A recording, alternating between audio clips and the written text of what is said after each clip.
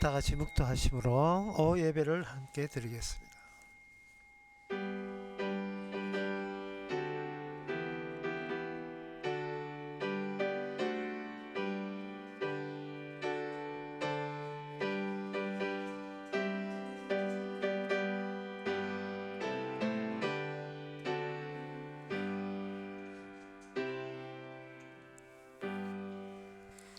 고난 당하기 전에는 내가 그렇 행하였더니 이제는 주의 말씀을 지키나이다. 하나님 아버지, 저희들을 주의 말씀 속으로 들어보내기 위해서 온갖 일을 벌리고 친히 마련하고 있음을 저희들이 깨닫게 하여 주시옵소서. 예수님의 이름으로 기도합나이다. 아멘. 찬송가 404장 합시다.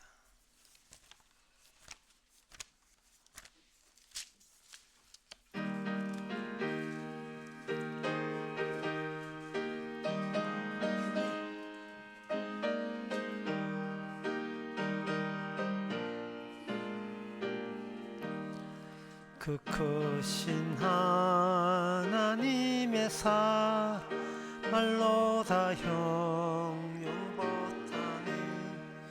높고 높은 별을 넘어 이 낮고 낮은 땅 위에 죄범한 영혼 구하려 그 아들 보내사 화목제로 사했으니 새 용서하셨네. 하나님 크신 사랑은 정량다 못하며 영원히 둔치 않는 사 성도여 찬양하세.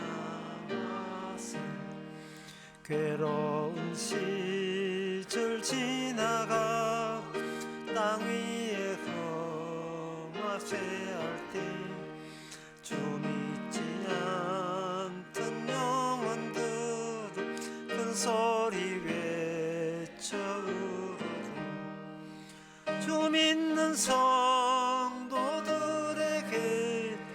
그 사랑 베푸사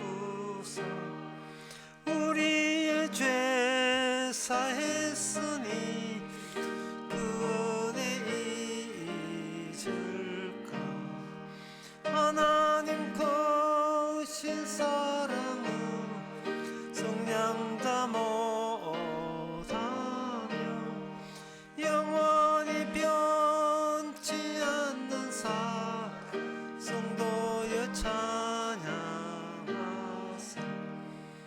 하늘을 두루마리 삼 바다를 먹물 삼아도 한없는 하나님의 사 말라서 갈 수 없겠네. 죄 하나님의 크신 사랑 끝이 닿았을까. 저 높은 싸워도 채우지 못하리.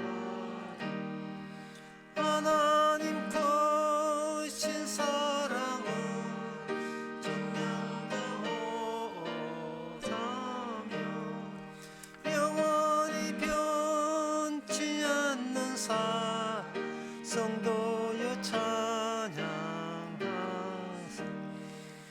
네, 이 시간 우리 다 한마음으로 기도합시다.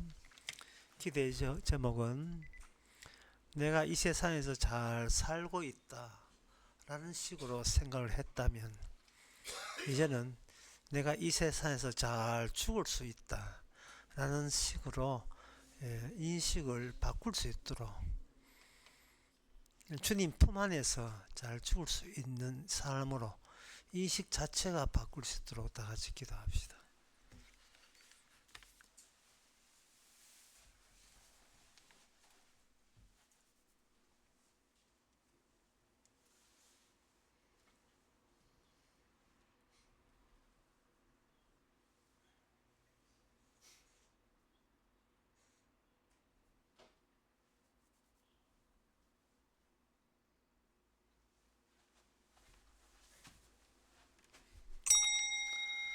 하나님 아버지, 산다는 것이 얼마나 위험한 일인 것을 깨닫게 하옵소서.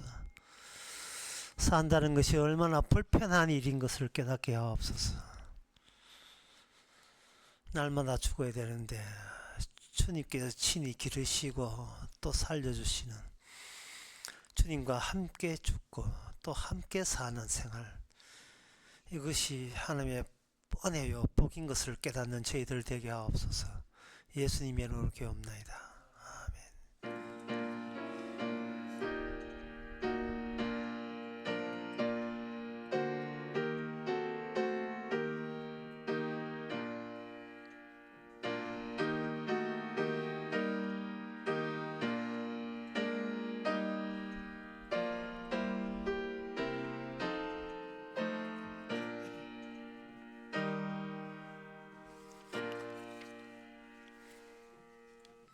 하나님의 말씀 보겠습니다.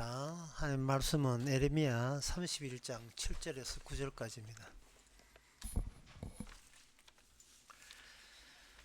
나 여호와가 이같이 말하노라. 너희는 야곱을 위하여 기뻐 노래하며 만군의 머리가 된 자를 위하여 외쳐 전파하며 찬양하며 이르기를, 여호와여 주의 백성 이스라엘의 남은 자를 구원하소서라. 보라, 내가 그들을 북편 땅에서 인도하며 땅끝에서부터 오모으리니 그들 중에는 소경과 쩔뚝발이와 잉태한 여인과 해산한 여인이 함께하여 큰 무리를 이루어 이곳으로 돌아오되 울며 올 것이며 그들이 나의 인도함을 잊고 간구할 때 내가 그들로 넘어지지 아니하고 하숫가의 바른 길로 길로 행하게 하리라. 나 이스라엘의 아비요 에브라임의 나의 장자니라. 아멘. 하나님께서 여기에 남은 자라는 이야기를 하고 계십니다. 이거는 다는 아니다는 뜻이죠. 그럼 남은 자가 뭐냐? 9절 끝에 보면 나는 이스라엘의 아비요 에브라임은 나의 장자니라 이렇게 되어 있어요. 그러니까 이거는 가족이라는 겁니다. 이스라엘 전체가 가족은 아니고, 하나님의 가족은 아니고, 그 중에서 남은 자에 한해서는 내가 특별히 가족 될 수 있도록 하나님이 조치를 하겠다는 겁니다. 이거는 하나님의 계획입니다. 하나님의 이 계획에 대해서는 하나님의 자신의 충실성이 담겨 있습니다. 어떠한 방해도 방해받지 아니하고 충실하게 이 일을 하나님이 스스로 작정하신 일에 대해서는 그냥 밀어붙입니다. 그것도 하나님께서 게으르지 아니하시고 하나님의 열심으로 반드시 이루어냅니다. 근데 하나님의 열심히 이루어내는 이 일에 있어서 남은 자만 가족이 되기 때문에 그 남은 자 외에 남은 자는 죄송합니다만 하면 잘려야 됩니다. 잘려 나가야 돼요. 그러면 제가 이렇게 하면 저 남은 자 될래요, 잘려 나기 싫어요 라고 여러분들이 생각을 하실 겁니다. 그것은 내가 남은 자에 해당되느냐 잘린 자에 해당되느냐, 그거는 잘린 면이 있어요. 딱 잘라낼 때 잘린 면에 대해서 잘려나간 사람은 하나님의 그 자른 면에 대해서 굉장히 불쾌하게 생각합니다. 그래, 잘 먹고 잘 살아 이런 식으로 분노를 금할 길이 없지요. 화를 내게 돼 있어요. 그리고 잘린 면을 아는 자들은 고마움과 하나님에 대한 감사를 잊을 수가 없어요. 이거 왜냐하면 본인에 의해서 잘린 것이 아니고 하나님의 개입으로 잘랐기 때문에, 내가 하나님의 가족이 된 것은 나의 어떤 그 바람이나 나의 희망이 아니라 주님의 희망이 작용했다는 것에 대해서 굉장히 내 희망보다 주님의 희망이 압도적으로 나의 희망을 눌러가면서 일방적으로 하나님의 희망이 자기 성취를 이루었다는 점에서 고마움을 갖게 되는 겁니다. 그렇다면 여기서 우리가 생각해야 될 것은 왜 구원받지 못한 사람들이 하나님의 구원에서 화를 내는지 그 점에 대해서 우리가 알아봐야 되겠죠. 사람들의 평소에 화를 내는 경우가 어떤 경우냐 하면은 내 것 건드리면 화를 냅니다. 내 것 건드리면 거의 100%예요.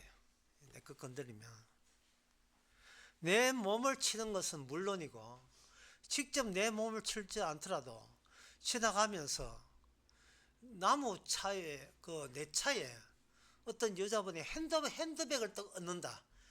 기분 나쁩니다. 예. 내 차에 왜 핸드백을 얻느냐. 그리고 길을 가면서 차가 있으면 해야 되는데 차가 없는 줄 알고 차 앞에다가 화장하고 있어요. 선팅된데 스르르 내리지요. 예. 뭐 하십니까? 예. 아이고 민망합니다. 가지요. 다시 말해서 내 것 건드리지 말라는 건 내 것 건드리지 말라. 이 물건에 대해서. 물건이야 뭐 한번 닦으면 되고 핸드폰 그거 뭐 크게 핸드폰 무게 나갑니까? 예. 그 별로 중요한 거 아닌데 내 자식을 건드렸다. 이거는 내 가족을 건드리기 때문에 인간은 참지 못합니다. 내 가족은. 그래서 인간은 언제 참지 못하는가?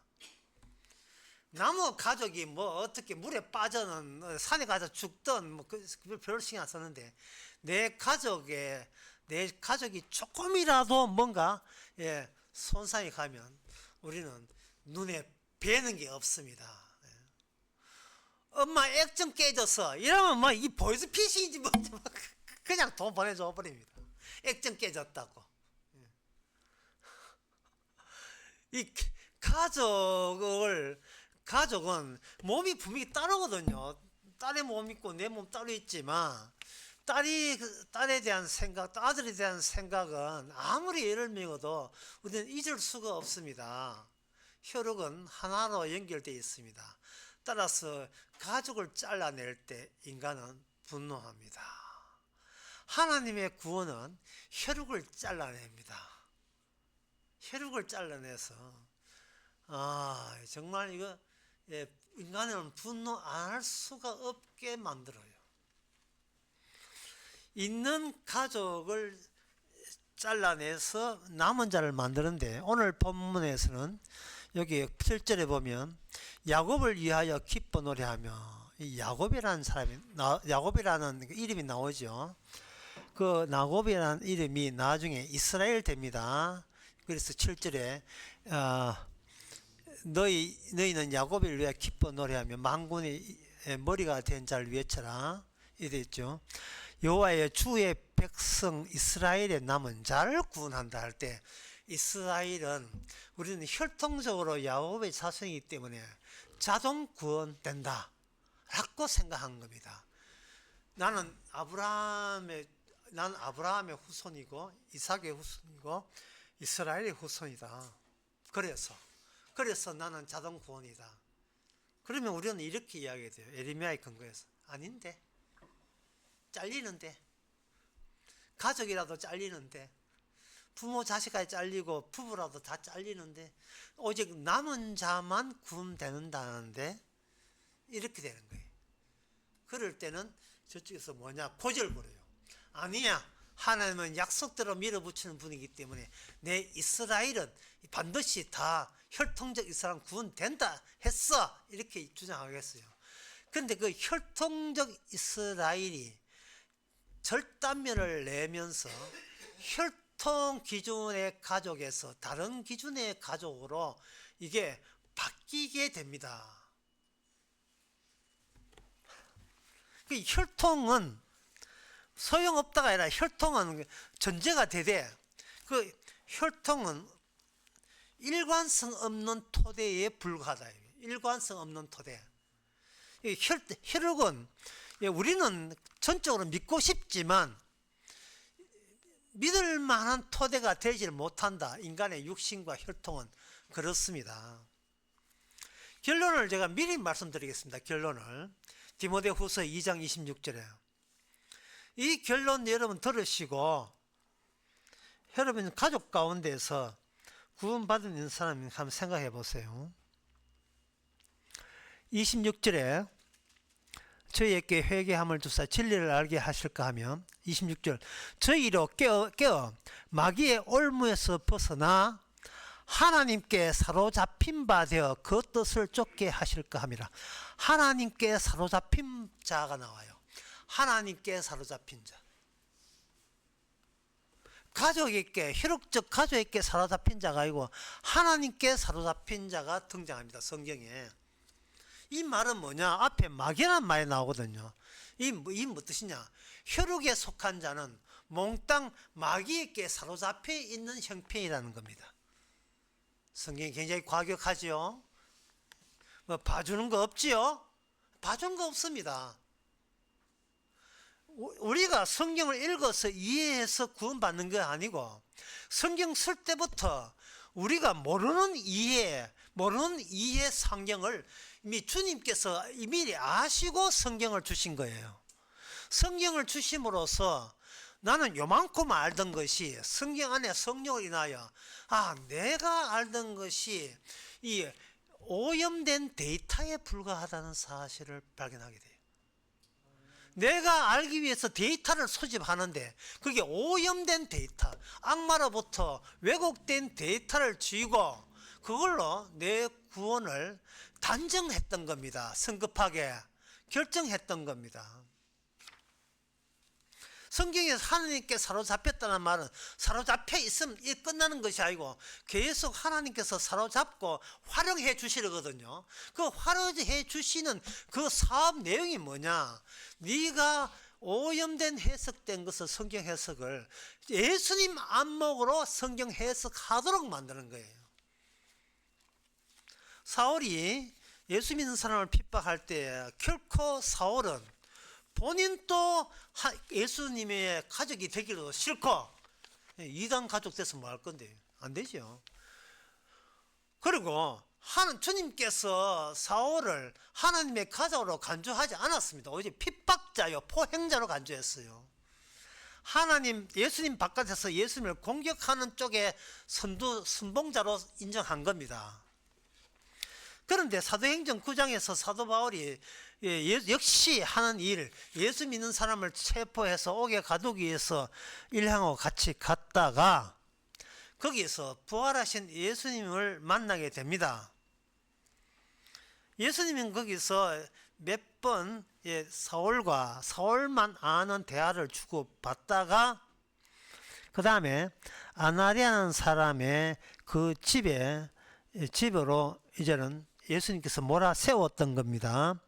몰아세웠는데 사도행전 9장 18절에 보면 즉시 사울의 눈에서 비늘 같은 것이 이제 눈이 갔어요. 그 광채, 복음의 광채에서 눈이 완전히 갔습니다. 눈은 갔는데 마음은 부활하신 주님을 만났으니까 부정하지 못했죠. 예수님은 죽었다가 살아나는 하나님이라는 사실을 부정할 수 없어요.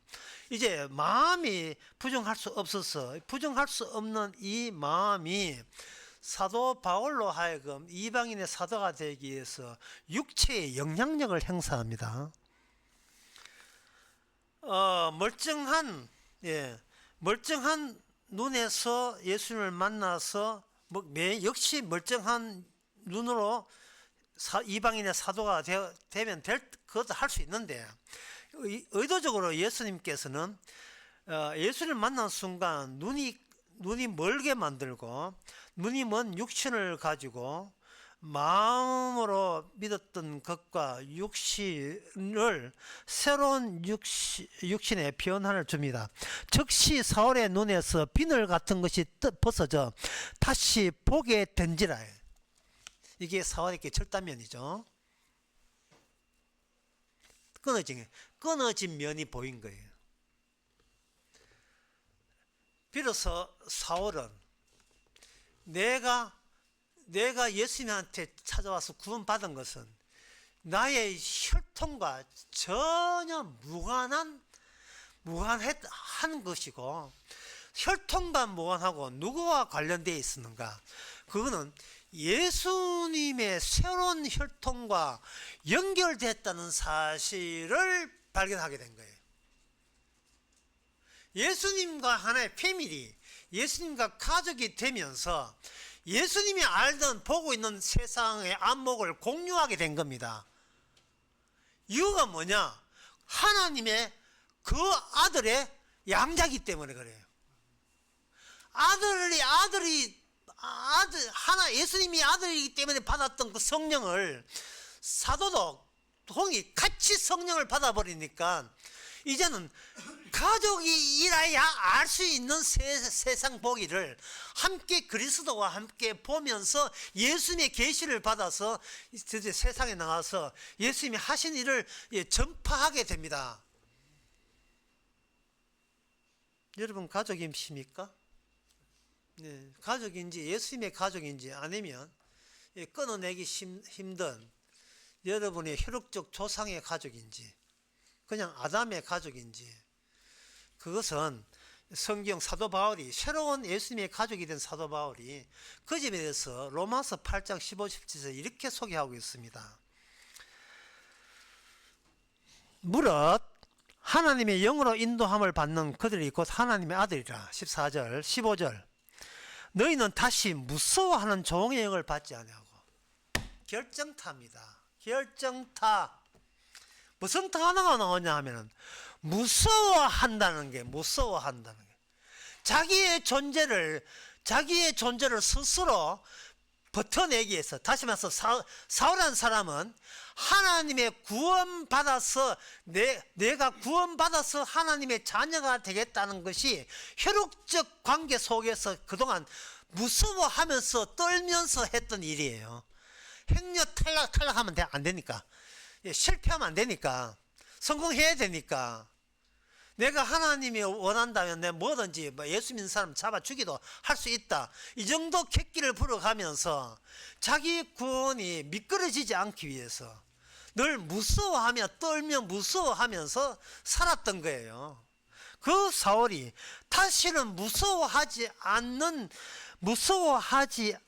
무서워하는 것은 종의 영을 받지 아니하고 양자에 받았으므로 이제는 아버지라 부르짖나니 성령이 친히 우리 영으로 말미암아 우리가 하나님의 자녀인 것을 증거하신다.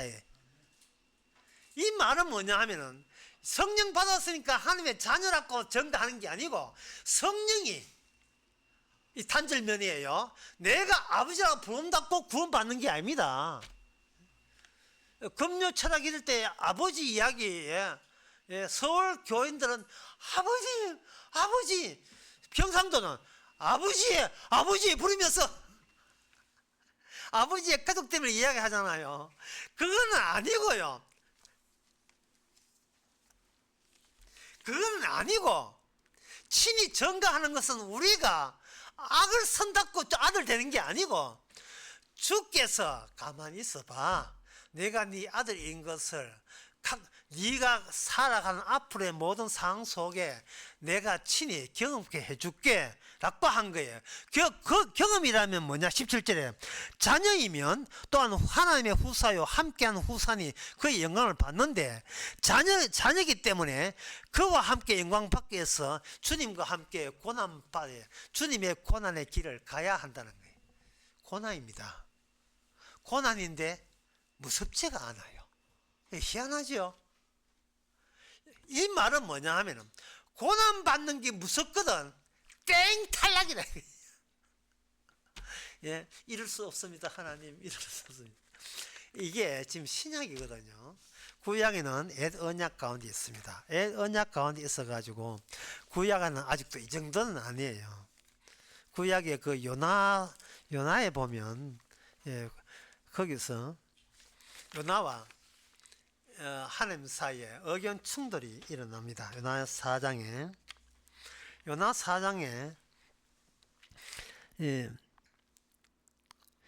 8절에 요나 4장 8절에 보면 해가 뜰 때 하나님의 뜨거운 동풍을 준비하셨고 해는 요나의 머리에 쬐매 요나가 홍곤하여 스스로 죽기를 구하여 가로되 사는 것보다 죽는 것이 내게 나으니라 이런 거예요. 요나가 뭐냐면 자기가 이스라엘을 떠날 때 하나님께 받았던 그 지식과 실제 현실이 안 맞는 거예요. 지식과 하나님의 벌리시는 진리가 이게 합치돼야 선지자의 값이 상하는데 선지자가 큰 수를 칠 수 있는데 선지자 말은 따로고 하나님의 일은 따로 해버렸어요. 하청업체가 지금 원청하고 지금 하청하고 지금 빈트가 어긋난 겁니다. 그러니까 요나가 굉장히 자존심이 상했어요. 뭐냐 하면은 이 니느웨 성이 멸망한다고 해서 멸망한다는 이야기를 제가 했는데 그러면 하나님께서 멸망시켜 줘야 되지 않습니까? 나는 분명히 멸망했는데 한독했는데 왜 멸망을 안 합니까? 여기서 이제 요나가 하나님 앞에 대듭니다. 그렇게 하니까 하나님이 요나에게 9절에 4장 9절에 이제 너가 이 박넝쿨 인하여 성냄이 어찌 합당하냐. 박넝쿨 어찌 합당. 이게 뭐냐 하면은 하나님께서 내 지식과 하나님의 일을 실제적인 진리가 안 맞다 하는데 그 방해물이 바로 너라는 겁니다. 왜냐하면은 나는 선지자이기 때문에 하나님께 이제는 잘릴 리가 없다는 거예요. 하나님 쪽에서 증거를 해야 되는데 본인이 하나님을 많이 증거했기 때문에 증거해놓고 하나님의 증거하는 게 중요한 것이 아니고 증거함으로써 내 구원받았음을 내가 확보하려는 이 노림수가 요나께 있었던 것을 주님께서 놓칠 리가 있습니까?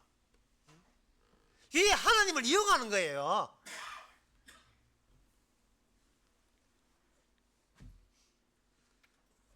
갑자기 두려워하는 영을 받았어요.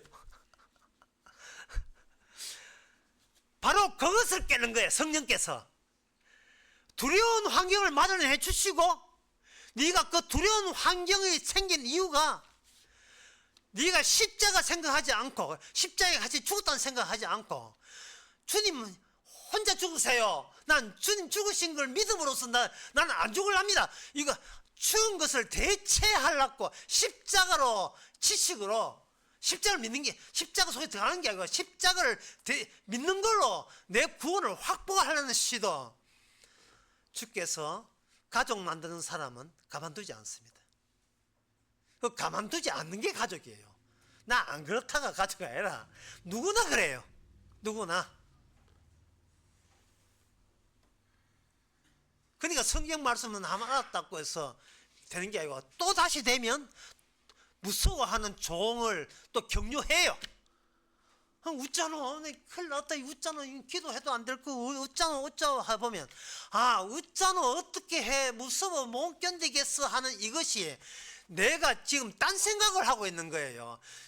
또 비닐이 또 갖다 덮어졌어. 눈에 비닐이 또 쌓여버렸어요. 근데 그거는 정상입니다. 왜? 말씀이 늘 씻어내야 되지. 한번 구원받은 내가 잘난 내가 알아서 안약 뿌려가지고 될 문제가 아니고 말씀이 늘 우리에게 2번 3번 죽을 때까지 반복해서 적용되려 하면은 이런 요나 경우와 그리고 사도 바울의 경우를 매일같이 겪어야 됩니다. 그 작업을 성령님이 하십니다. 여러분들이 바다의 고기가 뭘 먹지요? 사람들은 바다의 고기가 민물은 그냥 민물을 먹지만 바다 고기는 소금물을 먹는다고 생각하는데 소금을 먹으면 회가 안 짜요. 바다에 사는 고기는 소금을 먹되 소금을 안에 제거하는 장치가 있어요. 그래서 회가 짜지 않아요. 근데 척추가 없는 그런 어패류 같은 경우에는 짜요. 이게 봉블레에 들어가는 그 조개는 짜요. 이게 안에 뭐가 들어있냐? 아가미에, 예, 아가미에 거기 있어요. 그 미토콘드리아 리치 셀 하는 게 있어요. 미토콘드리아 리치 셀, 아가미 쪽에 셀은 세포, 리치 풍부하다. 미토콘드리아 하는 것은 세포 내에서 에너지를 만드는 발전소 같은 거예요. 그 장치가 있어 가지고 소금물과 민물을 그 고기 가체 내에서 분류를 시키는데 여기 에너지가 많이 들기 때문에 미토콘드리아 발전소가 많은 거예요. 주님께서는 요나로 하여금 그러한 성령을 하면서 주님의 그 은혜, 주님 자신의 모든 에너지가 다 쏟았다는 사실을 요나에게 알려줍니다. 제가 요 교회에서 집으로 가면 요거 새길이 있거든요. 새길에 저 중집에 키우는 개가 거기서 많이 똥을 넣어요. 똥을 넣으면 낮에는 이 피해가 없는데 밤에는 멋도모로 가면 이게 밟으면 이 똥 묻힌 신발이 집안에 온 그 방에다 다 퍼져가지고 이거 물로 씻었는데도 안 씻겨져요. 보니까 또 아침에 보니까 또 똥을 또 나는 거예요. 근데 어떤 사람이 좋은 아이디어를 하나 했는데 그 아이디어는 저 생각 못했어요. 플라타너스 넓은 입이 있잖아요. 이 입을 가지고 똥에 딱 걸쳐 놓으니까 무심코 밟아도 지극히 똥을 밟으니까 이게 똥이 위로 올라오지 않는 시스템이 되는 거예요. 혈육에서는 인간은 계속 뭐가 올라오는가? 죄가 올라와요. 맨날 분내고 맨날 성내고 왜 하필이면 나에게 이런 고난을 주십니까? 이게 올라오는데 주님께서 그 올라온 죄를 대신 담당하신 그 십자가가 플라타에서 잎이 돼가지고 쭉 이렇게 막아주니까 이 가족들에게 죄에 대한 징벌이 없게 하는 거예요. 죄의 징벌이 네가 어떤 짓거리를 해도 죄의 징벌은 없다가 무서워하지 않는 영이 되는 거예요. 왜? 영은 십자가에서 나오기 때문에, 십자가를 앞장세워 쓰는 영이기 때문에 똥을 밟든 뭘 밟든 천국 가는 데는 아무 지장이 없는 겁니다. 끝까지 십자가 앞장세워 가는 것, 이게 바로 남은 자입니다. 기도하겠습니다. 하나님 아버지, 저희들 아무것도 모르고 하나님을 그냥 편리한 대로 이용하려고 했습니다. 그런데 주님께서 어찌 다 아시고 자기 아들을 우리한테 물어보지 않고 일방적으로 죄 씻어주시고 성령으로 찾아오셔서 눈에 있는 비늘을 떼주시니까 이 세상 모든 것이 범사에 합력하여 하나님의 의와 사랑을 이룬다는 깨닫는 것을 깨닫게 해주시니 감사합니다. 이것만 이 속에 있으면서 이것만 정극해 하옵소서. 예수님의 이름으로 기도합나이다. 아멘. 찬송가 334장 합시다.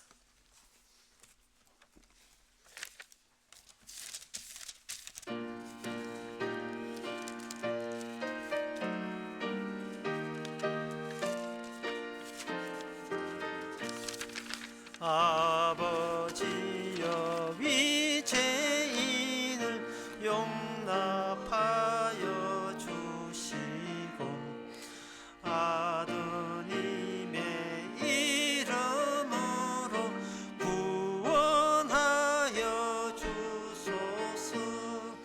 아버지를 떠나간 지 벌써 오래되었고